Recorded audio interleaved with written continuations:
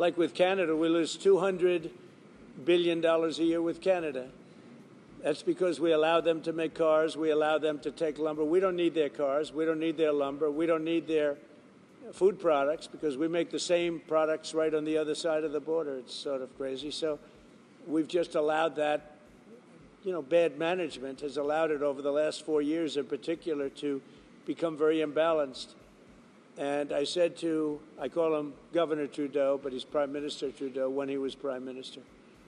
I asked him, why would we do that? Why? And he was unable to give me an answer. He said, I don't know.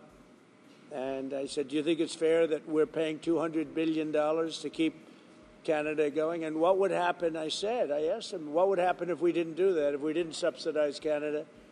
He said, we'd be a failed nation. And I said, then you should be a state. Because why are we paying all of that money to Canada when, we could use it ourselves, right? So we take care of their military. We're going to order about 40 Coast Guard big icebreakers, big ones. And all of a sudden, Canada wants a piece of the deal. They say, why are we doing that? I mean, I like doing that if they're a state, but I don't like doing that if they're a nation. Also, they've been very nasty to us on trade. Historically, Canada has been very, very bad to us, very unfair to us on trade. So we'll see how it all works out. The United Kingdom I would love to see spot. Canada be the 51st state.